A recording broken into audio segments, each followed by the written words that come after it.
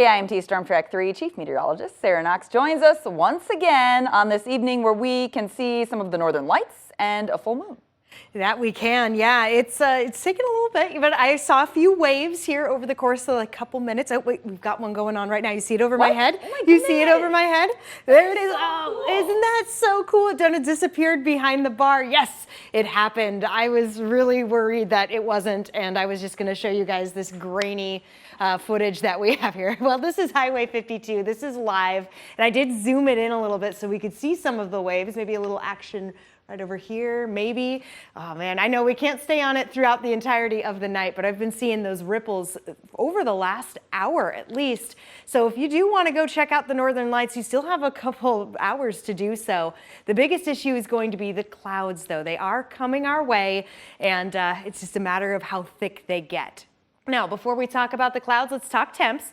We did make it to the 50s today. In fact, a couple degrees above normal. So once again, we are back above normal when it comes to those temps. We have simply fallen back down, though. That's what happens. As we're sitting at 32 degrees in Garner, 41 in Preston, so a little warmer where we're seeing that lighter blue color, and then the darker blues indicate where many of us have dropped into the mid to lower 30s. As you saw Garner there at 32, 38 in Rochester, as well as Mason City. Now, many of us will fall right to that freezing point as we do get into tonight. I am going to point this out. Winds will be coming back in from the south, and as they do, that's what's going to help push in some more of these thicker clouds, just mixing with some of the cooler air. So yeah, get out there right now. We've got the thinner clouds. You can see the northern lights. Again, drive north, as far north as you can, away from city lights. You'll get a better scene. You saw it though. They are there. I told you they were. All right, moving over to satellite and radar, and here's what I mean by the thinner clouds. So they are out there, but I could still see the stars even just stepping outside, looking up right outside the studio. So that's how thin these clouds really are. The problem is they're connected to some thicker clouds that will eventually make their way over here. I did also want to show the red lines. So both the clouds and both the red lines, those warmer winds coming in from the south, will be coming our way, and we'll see it right here on Futurecast. So pushing time forward all the way to about 6 a.m. So here we go. The clouds have thickened up.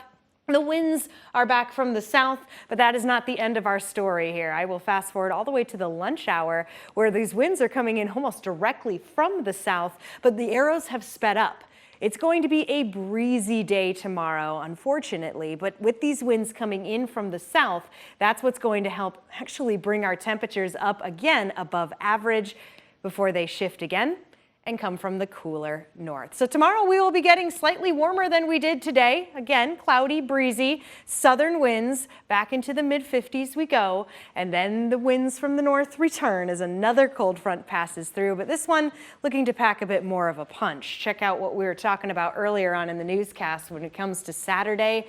There's a possibility we could see some flakes mixed in with the rain, and Cammie, depending on how much snow we see, the intensity of it, we might actually see a little stick on the grass, or it could melt because it's still a little warm on the grass. It's one of those days, yeah.